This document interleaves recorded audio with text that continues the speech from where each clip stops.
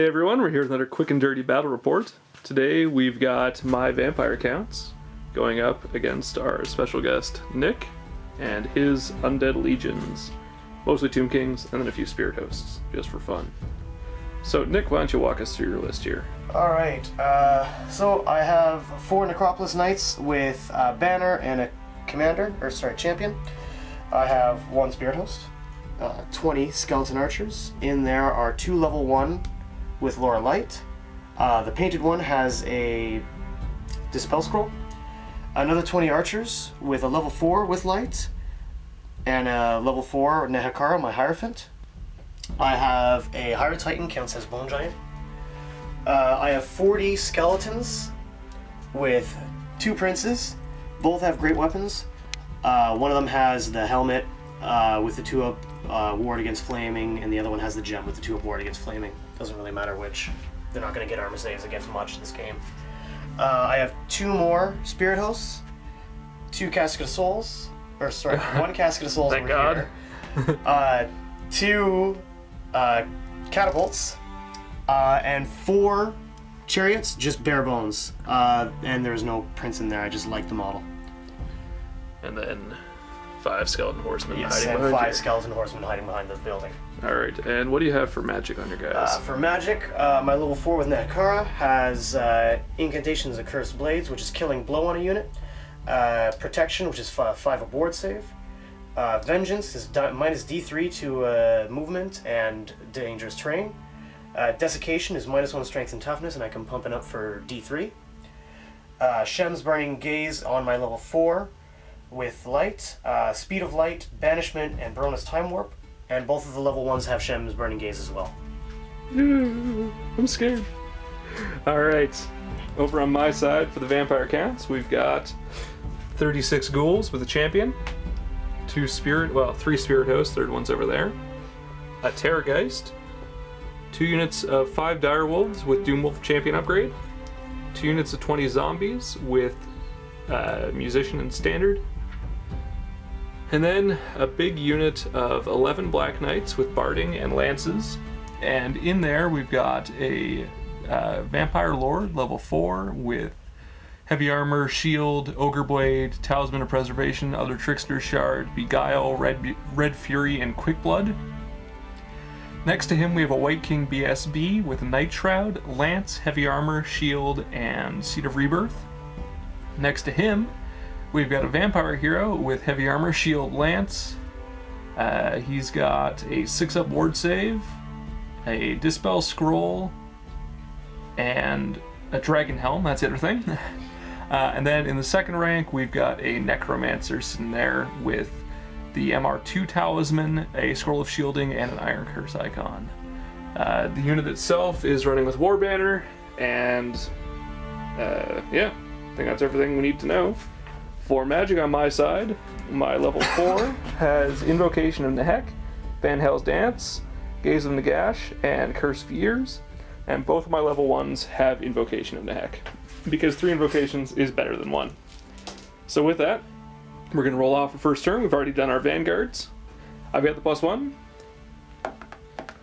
Okay. Alright, I will take first turn. Alright, awkward left-handed handshake. Yes. Good luck. We'll be back at the end of Tomb Kings turn 1. Alright, Nick, walk us through your turn 1 here. Alright, for movement, I've shuffled everything up. Chariots moved up to, and the spirit hosts moved up to protect my catapults. Archers stuck their noses out a little bit. Magic was a big phase. I got 9 dice, tier 5. Got 2, and then channeled twice to max out my pool for 12 to 5. I got a Shem's Burning Gaze off to kill off one of your spirit hosts that was right here. I got a second. No, that Shem's Burning Gaze was dispelled, correct? Yes. Okay. I cast Banishment on your big bus there to pop your 4 aboard, and they had magic resist 2, so it was a 2 aboard against them. Yeah, use my scroll shielding. Yeah, I only dealt 2 wounds, but popped the item out of there. I then cast Hex on them, powering it up, and got the full 3 inches, or 3 points off of your movement, so they are movement 4 right now. Yep. What else did I cast? I think that was the majority of my magic that went off. Shooting, catapults took out the Terrorgeist. One hit, wounded, and dead 6 wounds, and because it was flaming. One hit, one kill. The casket went off. Killed 4 of the leadership 10 dogs. Yeah, hot rolling. Hopped around and then dealt another 2 wounds to the spirit host. Shooting killed 3 ghouls as well. And that was everything for my turn. So, pretty good. I'm liking it. Alright, and we're into Vampires 1. See what I can pull out of this.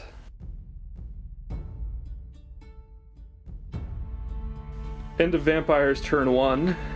And I think a telling tale of things to come here. This guy's actually dead. We'll pull him off. So, we lost 1 dude to dangerous terrain. Not too bad. Except for the Vampire Lord also took a wound from that. Over here, my ghouls just moved up a little bit. Zombies moved up, Spirit Host moved up. My dog, lone dog, charged into the Skeleton Horseman. Sorry, brain's not working. Killed 2, but then died himself, unfortunately, to a horse kicking him in the face like a champ. Over here, zombies moved up. Dogs just positioned themselves a little bit to have a bit of a hard charge for them. Spirit Host is here as well to hopefully try to tie them up if they decide to come in. Outside of that, these guys can only move up 8 with their march because of the incantation of whatever it was. Vengeance, which dropped them down to movement 4. My magic phase was 7 dice to 5. Unfortunately, that translated into my invocation getting scrolled, my next invocation getting dispelled, my next invocation getting dispelled, and my Gaze of Nagash getting dispelled. So, not a good start here. Things are falling apart pretty quick, but we'll see what can happen. Hopefully, when my guys get in, but it's going to be very, very rough. With that, we're going into TK turn 2.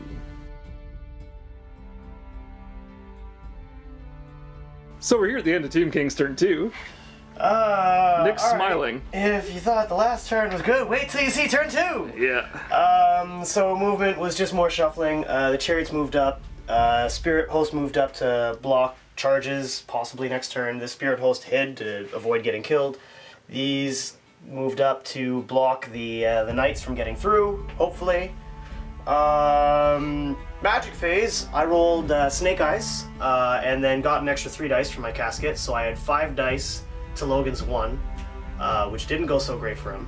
I pulled out his Dispel Scroll with another banishment, and then I tossed Hashem's Burning Gaze on the Spirit Host that used to be here. That was it for magic, which is pretty good for 5 dice. The shooting phase, my crackpot catapult fired. I decided to go for the Hail Mary shot, put it right on his general's head, rolled a direct hit. He failed his lookout, sir, and the general is now dead. On the plus side, the second catapult missed, so that's something. Killed another 3 ghouls, and then I believe he lost 4 ghouls there from popping. Another 8 zombies, 1 Black Knight, another 4 zombies over there, and 2 wolves died as well. And the Spirit Host. And the Spirit Host died as well. So that was the money turn 2. Yep. So if I make it to turn 4, I'm smiling. So yeah, with that, we're going into Vamps 2.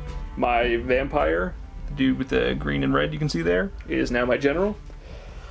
Just hoping it goes a little better. And we're back at the end of Vampires 2. Hey, we're here at the end of Vampires 2. Ghouls charged Spirit Host. Only got 1 wound because he managed to kill, what, 1 or 2? 1. 1. So, only got 1 on the combat res off that, so not too much going on there. Over here, got Invocation off. I got another 12 zombies! Yeah! I got 2 of my knights back, because I rolled a 1 there, which was kind of balls. They charged the Skeleton Horseman and killed them, unsurprisingly. Over here, the zombies charged the Spirit Host and only got 1 off combat res because he killed 2. And that was it. It's going to be some quick turns on this side of the table. With that, we're into TK turn 3.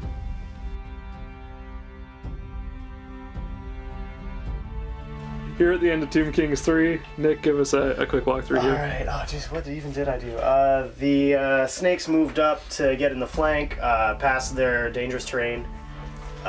Moved up a little bit over here, moved another piece of chaff up here for his big unit of knights to deal with. I'm getting those 45 points. Yes, you are getting those 45 points. You also got the 70 for the knights, so or sorry, for the horse archers. Yeah. Yeah. So magic phase, rolled snake eyes again. So once again, Logan only had 1 dispel dice to work with.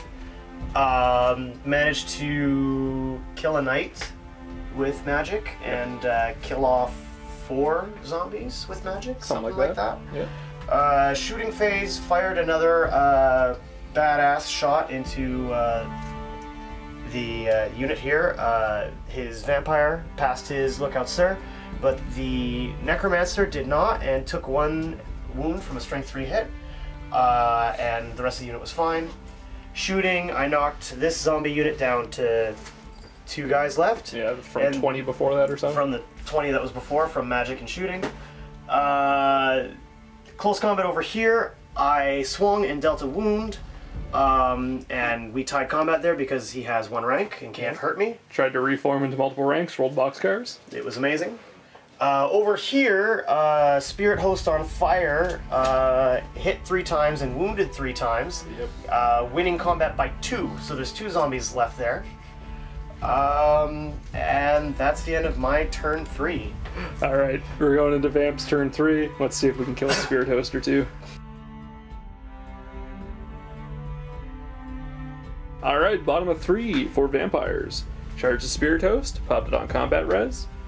Spirit Host killed my zombies. I got Invocation off. I did it! I really did it, guys, I promise. I got 3 knights back, and then they all died to detonation. And over here I got 8 zombies. And yeah, that was about it. Over here, tie combat, reformed. It's not gonna matter. I'm pretty much dead, but hopefully I'll be able to take something with me. We'll see what happens. If he flubs his attacks, I can kill a Spirit Host, because he's not breaking my ranks, which is nice. Other than that, we're into bottom 4. So I did make it to turn 4. Moral victory. With that, we'll see what Nick can do. I thought it was bottom of 3. This was bottom of 3. We're going into 4. So we're going into top of 4. Going into top of 4. Alright. So I made it to a part of turn 4 anyway. This is true. Probably to the bottom. We'll see. Oh yeah. We'll see. Alright, back. Okay, top of 4. Walk us through. Alright, knights charged in to the ghouls. Popped 19 of them from combat. There's 1 there that's still holding them up. All my archers fired. Did nothing to the squad. Catapult fired. Hit directly on the Wraith King. Yeah, White and King. because sorry, White King. the White King. And because there was not enough models for him to look out, sir, it hit him, but only wounded once. Thank God. Second one misfired and took a wound and can't fire this turn or next. Chariots moved up to go on for a flank charge, should he get a little ballsy. And I have Speed of Light on my Skellies here, making them up to Skill 10, Initiative 10. That's pretty much it for Tomb Kings turn 4. Alright, going to the bottom of 4 for ramps.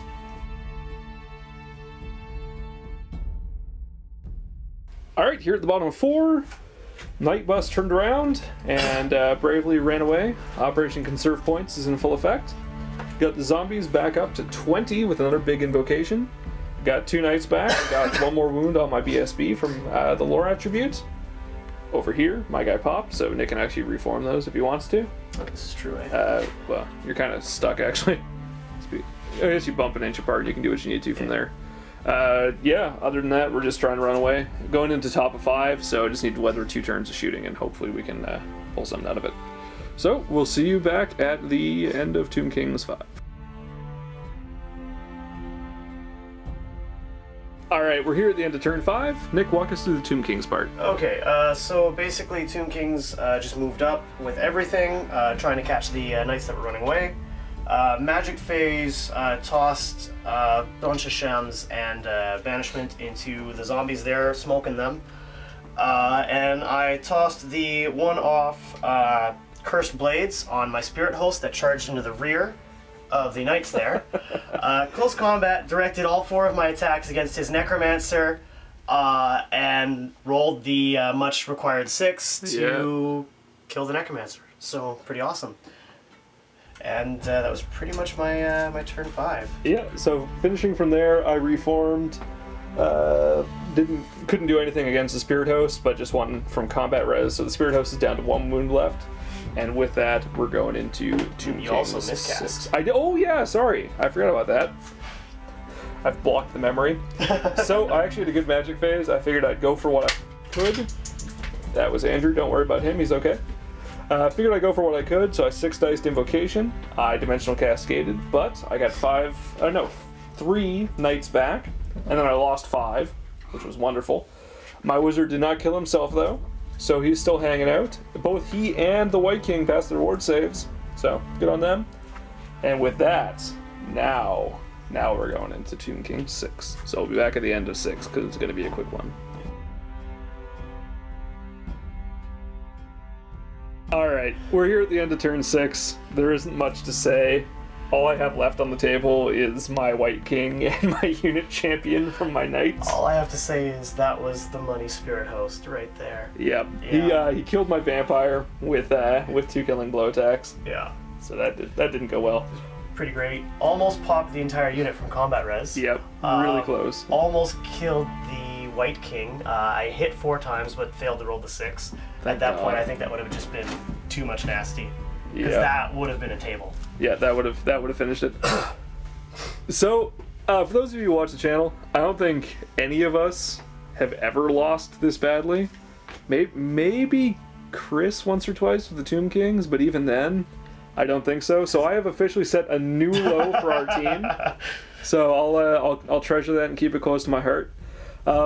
Honestly, I'm not too sure what I could do differently on this. Nick's magic setup is really powerful. It was also just ridiculous rolling, and some really janky rolls, like hitting turn 1 on the Terrorgeist and killing it with the 6 wounds, and then on turn 2 getting your Lord.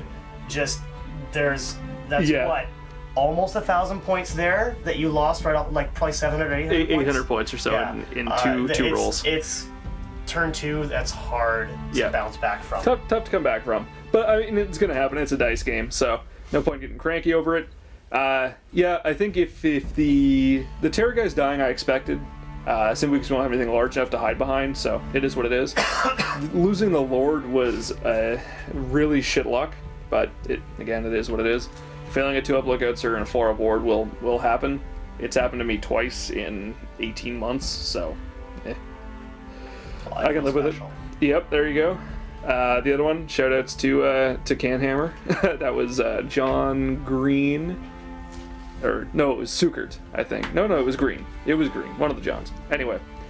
So, yep, that's twice that's happened. It's tough to come back from. If he had lived, I would have been a hell of a lot more killy. I wouldn't have gotten tied up by Spirit Hosts either, because he does have a magic weapon.